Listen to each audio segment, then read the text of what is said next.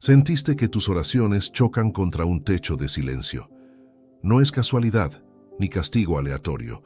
Hay una razón concreta, oculta en tu propia rutina, que está alejando al Espíritu Santo de tu corazón ahora mismo. Hay una mujer que conozco, aunque nunca supe su nombre, que dejó de llorar en la iglesia hace ya varios años. No porque su fe se hubiera apagado del todo, sino porque algo en su interior se había vuelto seco, como tierra que ya no recuerda la lluvia. Ella seguía cantando, seguía levantando las manos, pero por dentro sentía que hablaba con una habitación vacía. Si tú estás leyendo esto con ese mismo peso en el pecho, quiero decirte algo antes de continuar. No estás loco y no estás solo. Lo que sientes tiene nombre, tiene causa y sobre todo, tiene solución. Charles Spurgeon, aquel predicador que conmovió Londres entero con su voz y su fuego espiritual, advirtió algo que muy pocos se atreven a repetir hoy. El Espíritu Santo puede ser contristado, y cuando eso ocurre, su presencia se retira sin hacer ruido. No hay truenos, no hay señales dramáticas, solo un silencio que se instala poco a poco, como la niebla que cubre un valle antes del amanecer. Spurgeon lo dijo con una claridad que todavía duele. Un cristiano puede vivir sin el gozo del Espíritu, pero jamás debería acostumbrarse a esa pérdida como si fuera normal. La Escritura ya nos había advertido de esto mucho antes que Spurgeon naciera. En Efesios 4:30 leemos: «Y no contristéis al Espíritu Santo de Dios, con el cual fuisteis sellados para el día de la redención». Contristar no es lo mismo que hacer enojar. Contristar es herir a alguien que te ama profundamente, alguien que anhela estar cerca de ti, pero que respeta tu voluntad incluso cuando esa voluntad lo empuja lejos. Es un dolor silencioso, no una furia repentina. Piensa en un amigo fiel al que has ignorado durante semanas. Él sigue tocando tu puerta al principio, sigue enviando mensajes, sigue esperando una respuesta. Pero si el silencio se repite una y otra vez, ese amigo no desaparece por despecho, sino por respeto. Deja de insistir porque entendió que su presencia ya no es bienvenida en tu rutina diaria. Así actúa el Espíritu Santo con nosotros, y esa comparación, aunque simple, explica más que 1000 sermones teológicos jamás podrían explicar.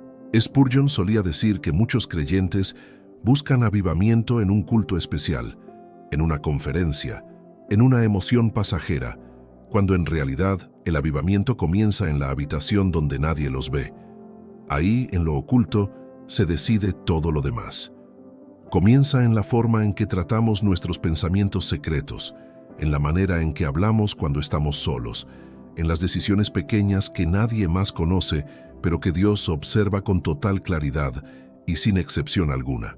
Y aquí está la razón que probablemente ya sospechas, pero que pocos se atreven a decir en voz alta. El Espíritu Santo no te evita porque Dios se haya cansado de ti.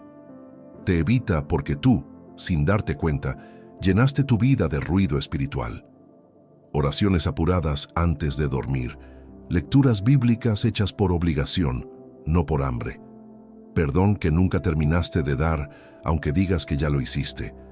Resentimientos que alimentas en silencio mientras sonríes en público como si nada pasara. David entendió esto de una manera profunda cuando cayó en pecado y sintió que la presencia de Dios se alejaba de su vida.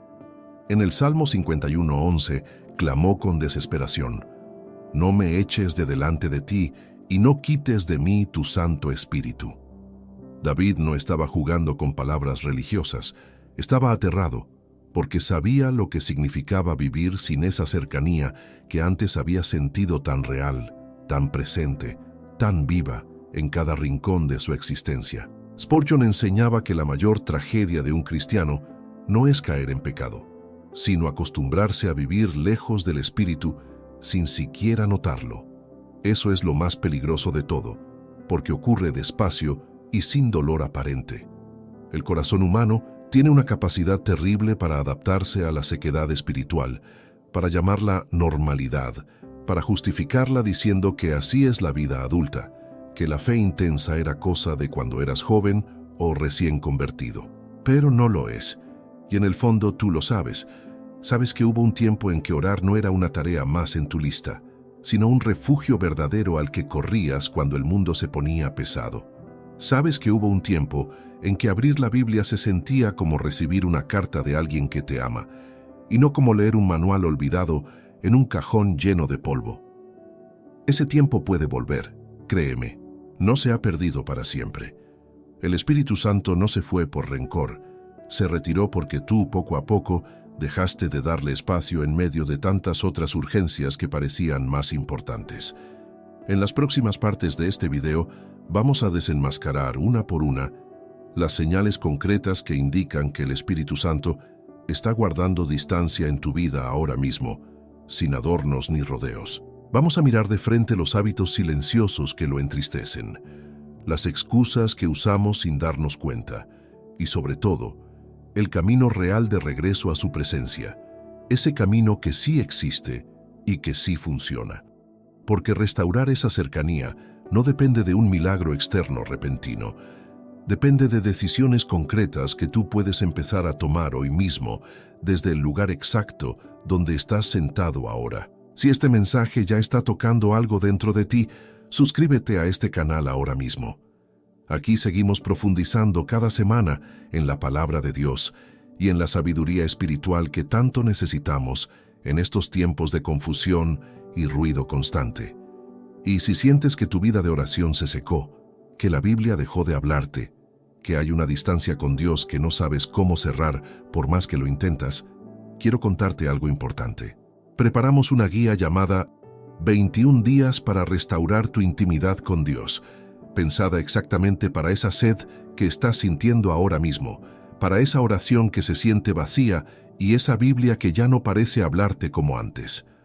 No es una fórmula mágica ni una promesa vacía. Es un camino diario, real, estructurado, que te ayuda a reconstruir esa cercanía perdida paso a paso, sin apuro, pero con dirección clara cada día.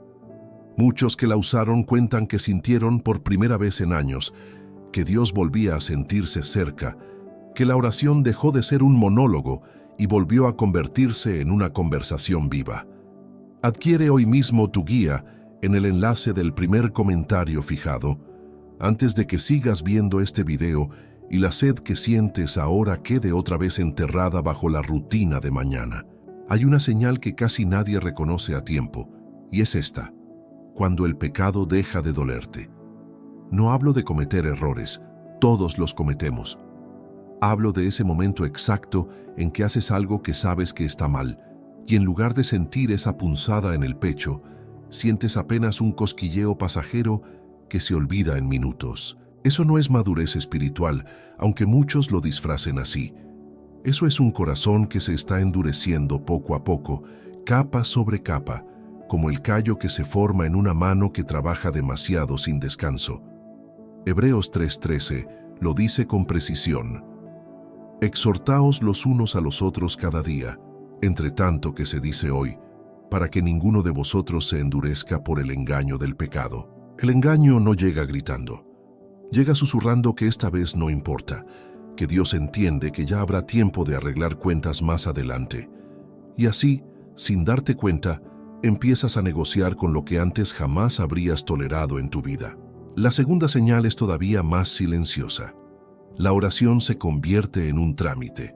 Levantas la voz, mueves los labios, dices las palabras correctas, pero tu mente ya está en otro lugar, calculando el tráfico, revisando pendientes, repasando conversaciones del día. No hay hambre, solo costumbre. Jesús mismo advirtió sobre este tipo de oración vacía en Mateo 6:7, cuando dijo que no debemos usar vanas repeticiones como hacían los gentiles, pensando que por su palabrería serán oídos. La oración no fue diseñada para llenar un espacio en tu agenda, fue diseñada para sostener una relación viva, real, cercana.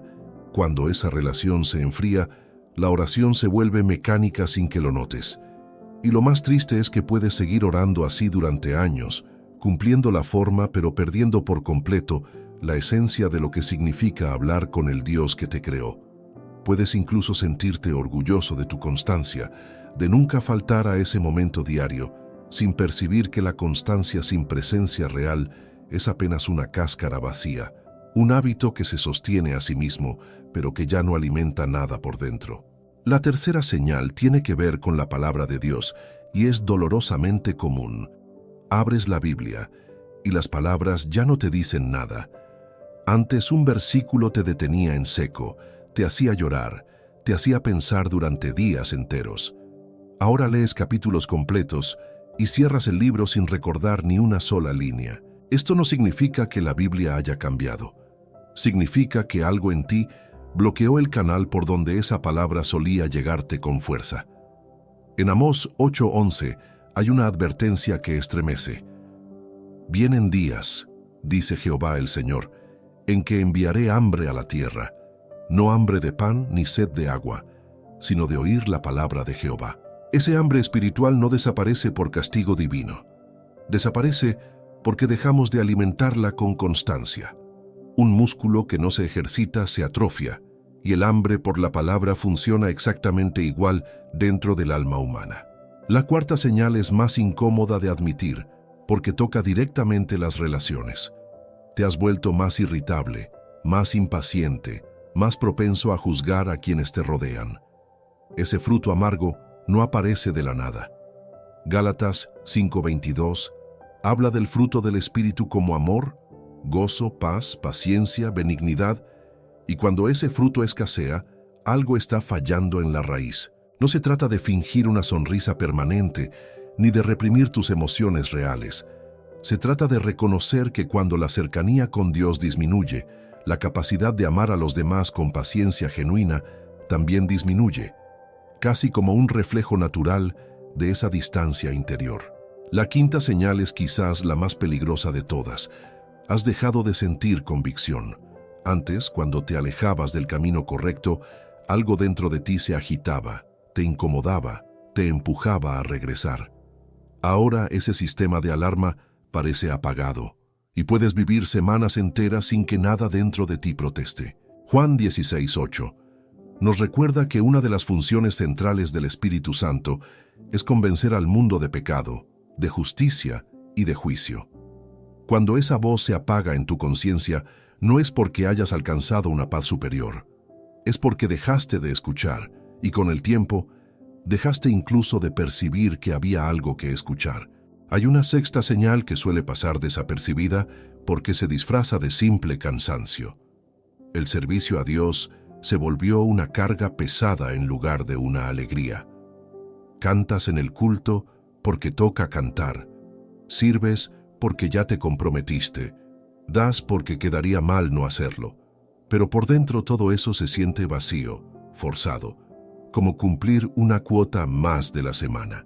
Pablo escribió en 2 Corintios 9:7 que Dios ama al que da con alegría, no al que lo hace con tristeza o por obligación. Cuando servir a Dios deja de brotar del corazón y se convierte en una obligación pesada, es una clara señal de que algo se secó por dentro, aunque las apariencias sigan intactas ante los demás. Tal vez mientras escuchas esto, una o varias de estas señales resuenan en tu propia vida y eso puede sentirse pesado, incluso vergonzoso. Pero quiero que sepas algo antes de seguir. Reconocer estas señales no es el final del camino, es apenas el primer paso hacia algo que todavía puede restaurarse por completo. El profeta Joel, en medio de un pueblo que había vivido una devastación total, no cerró su mensaje con condena, cerró con una promesa concreta: y os restituiré los años que comió la oruga. Dios no se especializa en dejarte donde caíste, se especializa en devolverte lo que el tiempo y la distancia parecían haberte quitado para siempre. Así que si te reconoces en estas palabras, no las uses para castigarte, úsalas para despertar. Porque hay una diferencia enorme entre alguien que ignora las señales y sigue durmiendo, y alguien que las escucha y decide, aquí mismo, dar el primer paso hacia atrás, hacia esa cercanía que alguna vez conoció y que todavía lo está esperando. Es fácil quedarse solo en la lista de síntomas y sentir que ya entendiste el problema, pero las señales son apenas la superficie visible de algo más profundo, algo que lleva tiempo formándose bajo la rutina diaria, sin que nadie, ni siquiera tú mismo, lo note con claridad. En la próxima parte, vamos a entrar en algo que pocos se atreven a nombrar en voz alta. Las raíces ocultas detrás de todo este alejamiento, esas causas que muchas veces ni siquiera reconocemos porque las hemos normalizado durante años sin darnos cuenta del daño real que producen en lo profundo del alma. La primera raíz oculta tiene un nombre que casi nadie quiere pronunciar: el orgullo espiritual. No hablo del orgullo evidente, del que presume abiertamente. Hablo de ese orgullo silencioso que te convence de que ya sabes suficiente, que ya maduraste lo necesario, que ya no requieres tanta dependencia de Dios como antes. Ese orgullo no llega de golpe, llega poco a poco, disfrazado de experiencia, de conocimiento bíblico acumulado, de años sirviendo en la congregación, y sin darte cuenta, empiezas a apoyarte más en lo que ya sabes que en aquel que te enseñó todo lo que sabes. A veces incluso se disfraza de madurez espiritual.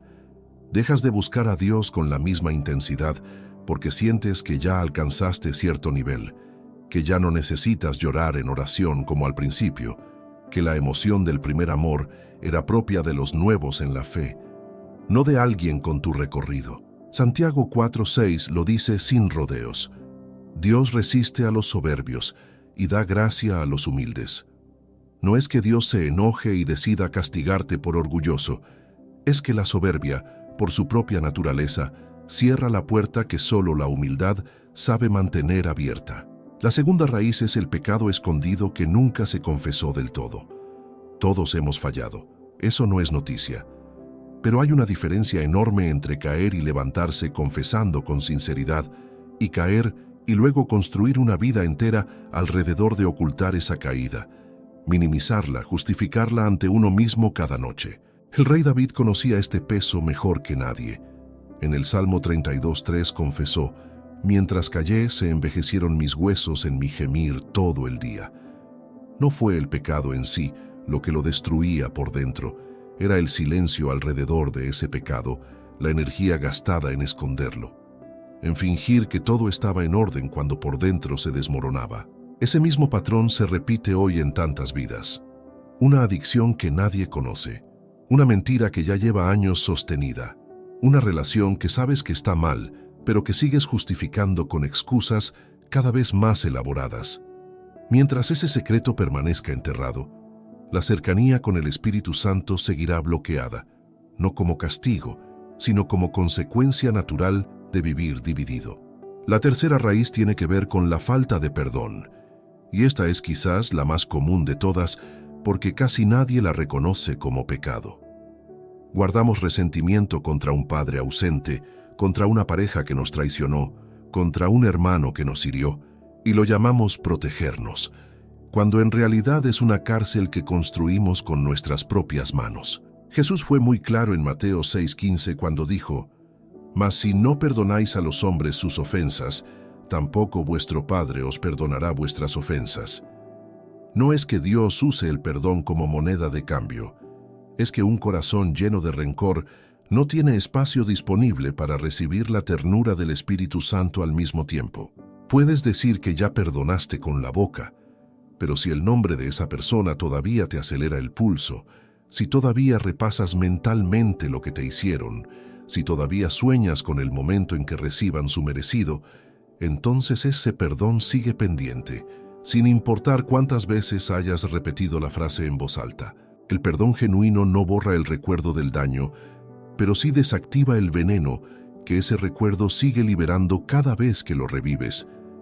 Mientras ese veneno circule libremente por dentro, será casi imposible sentir la ternura del Espíritu Santo con la misma claridad de antes. La cuarta raíz es la idolatría moderna, esa que no se parece en nada a las estatuas antiguas, pero que ocupa exactamente el mismo lugar en el corazón. El trabajo que consume cada hora del día, las redes sociales que revisas antes de orar por la mañana, la aprobación de otros que persigues con más hambre que la que sientes por la palabra de Dios. En Éxodo 23, el mandamiento es directo: «No tendrás dioses ajenos delante de mí». Un ídolo no siempre tiene forma de escultura, a veces tiene forma de pantalla, de meta profesional, de relación que colocaste en el trono que solo le pertenece a Dios. Y cuando algo más ocupa ese trono, el Espíritu Santo respeta esa elección, aunque duela profundamente hacerlo. Lo curioso es que rara vez elegimos conscientemente reemplazar a Dios. Nadie despierta un día y decide adorar su carrera en lugar de su fe. Ocurre de manera gradual, minuto a minuto, decisión tras decisión, hasta que un día te das cuenta de que llevas meses sin abrir la Biblia, pero ni un solo día sin revisar tu teléfono al despertar. La quinta raíz, y quizás la más dolorosa de nombrar, es el miedo a rendirse por completo. Muchos cristianos sostienen una fe a medias porque en el fondo temen lo que Dios podría pedirles si le entregaran todo sin reservas. Temen que les pida cambiar de trabajo, cortar una relación, perdonar a alguien imposible de perdonar o simplemente vivir con menos control del que están acostumbrados a tener. Ese miedo nos hace guardar una habitación cerrada dentro del alma, un espacio donde decimos, aquí no entres, Dios, este pedazo lo manejo yo. Y el Espíritu Santo, que nunca fuerza una puerta, respeta esa habitación cerrada mientras tú decidas mantenerla así, esperando pacientemente a que decidas entregar la llave. Lo que quiero que entiendas en este punto es algo fundamental. Ninguna de estas raíces te define para siempre. No estás escuchando esto para sentir condena, sino para identificar con precisión qué fue lo que realmente ocurrió en tu historia particular. Porque cada persona que ve este video carga una combinación distinta de estas raíces y solo tú, en lo profundo de tu conciencia, sabes cuál de ellas resuena con más fuerza en tu propia vida. El profeta Isaías, hablando de un pueblo profundamente alejado, no cerró su mensaje con desesperanza. En Isaías 1:18 escribió una de las promesas más hermosas de toda la Escritura. Venid luego, dice Jehová, y estemos a cuenta. Si vuestros pecados fueren como la grana, como la nieve serán emblanquecidos. Esa invitación sigue vigente hoy, sin fecha de caducidad, sin condiciones imposibles de cumplir. Reconocer la raíz no es el destino final del camino, es apenas la puerta de entrada hacia la restauración verdadera. Nombrar lo que duele, sin adornos, es siempre el primer acto de valentía en cualquier proceso de sanidad genuina. Y en la próxima parte vamos a hablar precisamente de eso, de cómo se ve, en la práctica diaria, el proceso real de volver a caminar cerca del Espíritu Santo después de haber identificado qué fue lo que provocó esta distancia tan silenciosa. El primer paso hacia la restauración no es espectacular, y precisamente por eso muchos lo pasan por alto. Se llama confesión honesta, sin filtros, sin justificaciones a medio camino. No se trata de decir, perdóname por mis errores de manera genérica, sino de nombrar con precisión aquello que sabes que abrió la distancia. Es incómodo al principio, casi como quitarte una venda que llevabas puesta por costumbre, pero esa incomodidad inicial es señal de que algo real está empezando a moverse, no de que algo está saliendo mal en el proceso. Juan lo escribió con una claridad que atraviesa los siglos. Si confesamos nuestros pecados, Él es fiel y justo para perdonar nuestros pecados y limpiarnos de toda maldad. En 1 Juan 1:9. Fíjate que no dice si nos esforzamos lo suficiente, ni si logramos comportarnos mejor. Dice confesar con toda la vulnerabilidad que esa palabra exige. Confesar no es un ritual mágico donde pronuncias ciertas palabras y todo se arregla automáticamente. Es un acto de honestidad radical delante de Dios, donde dejas de defenderte, dejas de explicar por qué actuaste así, y simplemente reconoces la verdad sin adornos ni excusas de por medio. Muchos le temen a este paso porque suponen que Dios reaccionará con decepción, con distancia, con algún tipo de reproche silencioso. Pero ocurre justo lo contrario. El padre que se describe en Lucas 15, el del hijo pródigo, corre al encuentro del hijo mientras éste todavía está lejos, antes incluso de que termine de pronunciar su disculpa completa. El segundo paso es todavía más incómodo para muchos. El arrepentimiento real, que significa dar la vuelta y caminar en dirección contraria. No basta con sentir tristeza por lo ocurrido. La tristeza sin cambio de dirección es solo emoción pasajera que se diluye con los días. Pablo distinguió esto con precisión en 2 Corintios 7:10, hablando de una tristeza que es según Dios y que produce arrepentimiento para salvación, de otra tristeza del mundo que solamente produce muerte. Puedes llorar por tu situación durante meses sin que nada cambie realmente, si esa tristeza nunca se traduce en decisiones concretas y sostenidas en el tiempo. El arrepentimiento verdadero se ve en acciones específicas. Si la raíz fue el orgullo, se ve en pedir ayuda cuando antes preferías resolver todo solo. Si la raíz fue la falta de perdón, se ve en dar el primer paso hacia esa persona, aunque el corazón todavía tiemble al hacerlo. Si la raíz fue la idolatría moderna, se ve en apagar la pantalla y abrir la Biblia, aunque al principio se sienta forzado. El tercer paso es reconstruir la disciplina de la oración, pero no como obligación religiosa, sino como conversación diaria genuina. Esto no ocurre de un día para otro. Al principio puede sentirse árido, incluso aburrido, porque los músculos espirituales que no se ejercitan durante mucho tiempo tardan en responder con naturalidad. Santiago 4:8 ofrece una promesa que vale la pena repetir despacio.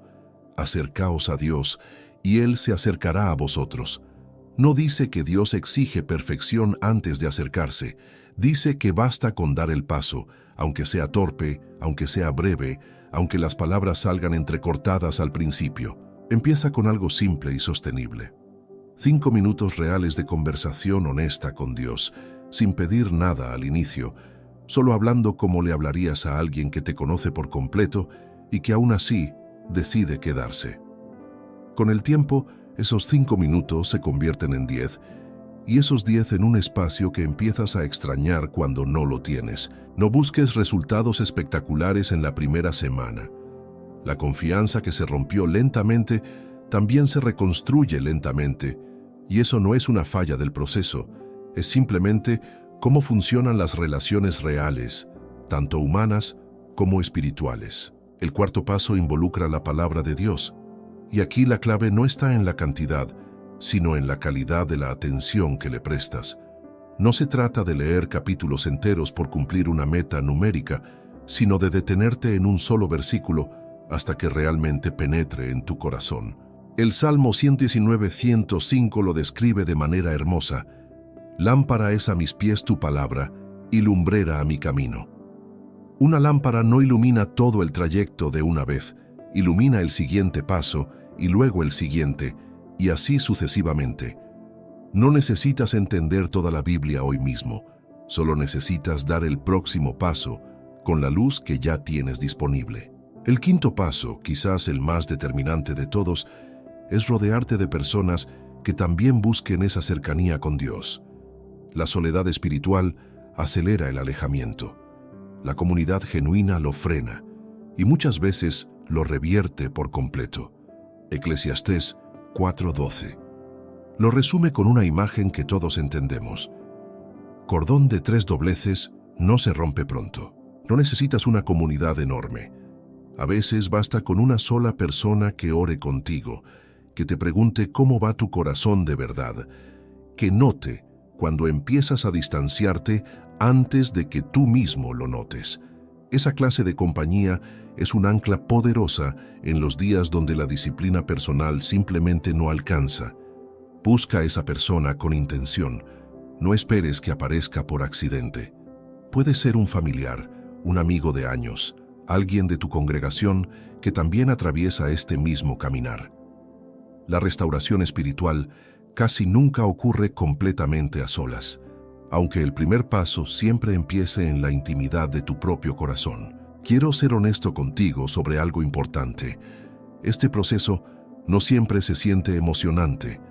Habrá días donde ores y sientas silencio total.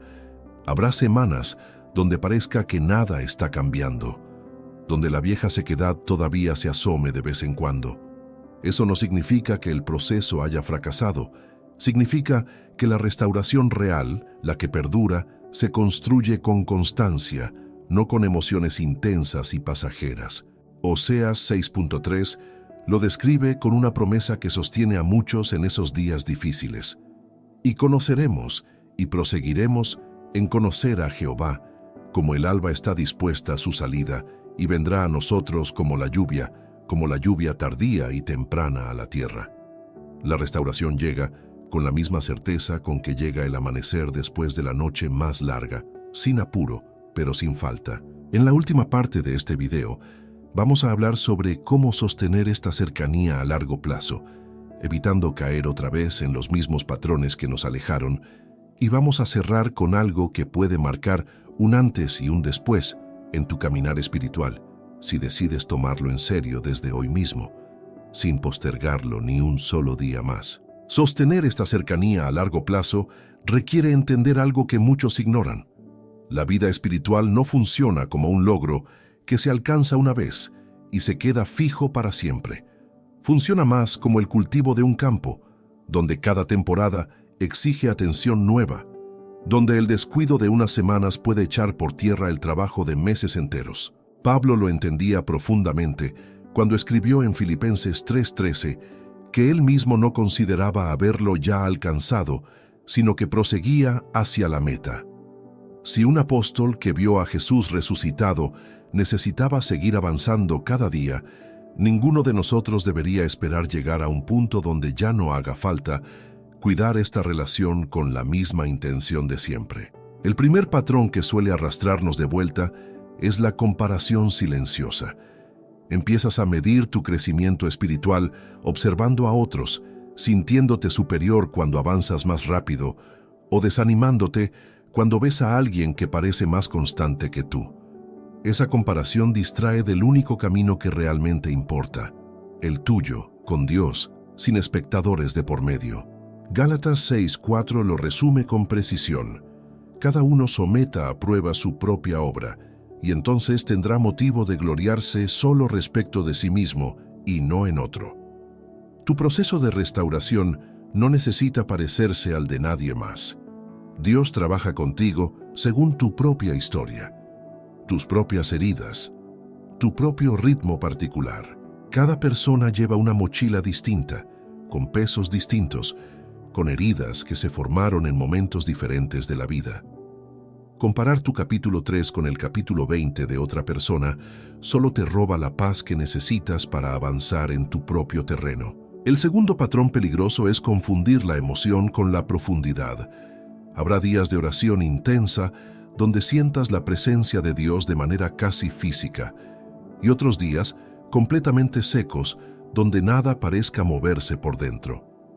Muchos abandonan la disciplina en esos días secos, pensando que la ausencia de emoción significa ausencia de Dios. Pero la fe madura no se mide por la intensidad del sentimiento, sino por la fidelidad sostenida, incluso cuando el sentimiento no acompaña.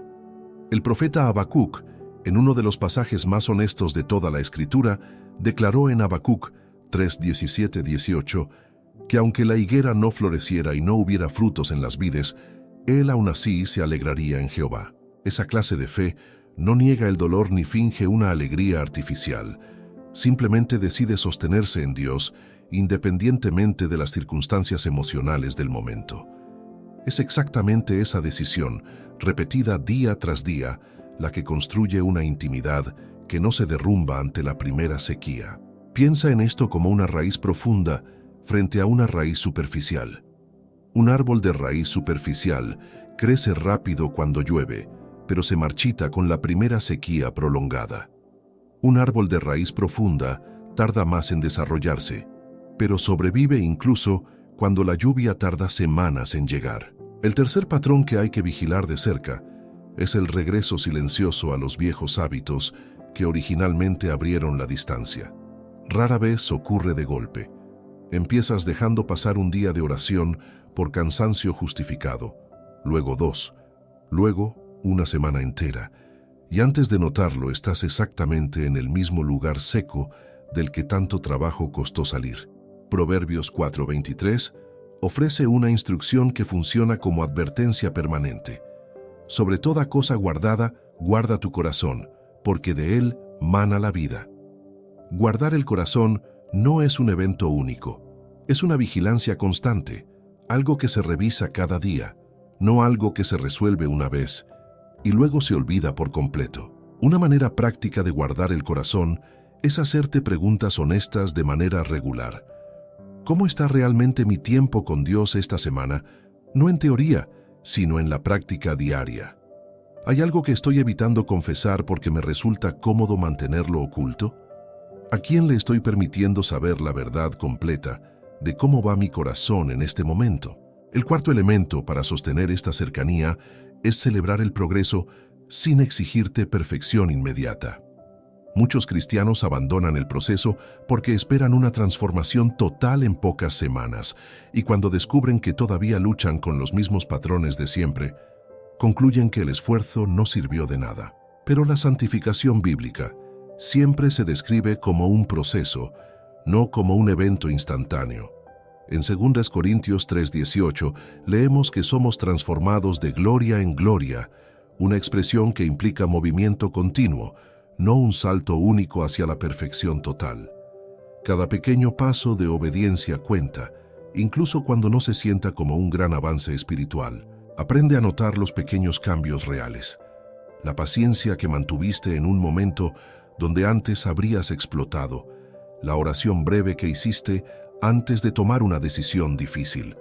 El versículo que recordaste justo cuando más lo necesitabas. Esos detalles, aunque pequeños, son evidencia concreta de que algo está sanando por dentro, aunque el proceso completo todavía no haya terminado. Lamentaciones 3:22-23 contiene una de las promesas más sostenedoras de toda la Biblia. Por la misericordia de Jehová no hemos sido consumidos, porque nunca decayeron sus misericordias. Nuevas son cada mañana. Grande es tu fidelidad. Cada mañana representa una oportunidad fresca, sin el peso acumulado de todos tus fracasos anteriores cargándote los hombros. No necesitas cargar el peso completo de tu historia cada vez que te acercas a Dios de nuevo. Necesitas simplemente dar el paso de hoy, con la misericordia de hoy, confiando en que mañana habrá misericordia renovada esperándote otra vez, sin importar cuántas veces hayas tropezado en el camino recorrido hasta ahora. Esto no es una excusa para la indisciplina, sino un fundamento sólido sobre el cual sostener la disciplina misma. Precisamente porque la misericordia se renueva cada mañana, tiene sentido volver a intentarlo, volver a orar, volver a abrir la Biblia, incluso después de haber fallado la noche anterior. Llegamos así al final de este recorrido, y en la última parte, quiero cerrar contigo de una manera distinta, más personal, reconociendo todo lo que hemos caminado juntos a lo largo de este mensaje que espero haya tocado algo profundo en tu corazón esta noche. Algo que no se quede solo en palabras escuchadas, sino que se convierta en un paso real, dado a partir de hoy. Gracias por quedarte hasta aquí, de verdad. Este mensaje no llegó por casualidad a tu vida esta noche. Si sientes que tu intimidad con Dios necesita ese reencuentro del que hablamos, no lo dejes para después. Adquiere ahora mismo la guía 21 días para restaurar tu intimidad con Dios, en el enlace del primer comentario fijado, y empieza hoy ese camino de vuelta. Suscríbete al canal, dale like a este video y cuéntame en los comentarios cuál de estas señales resonó más contigo. Aquí seguirán apareciendo más mensajes como este, así que quédate un poco más. El siguiente video ya está esperándote en pantalla.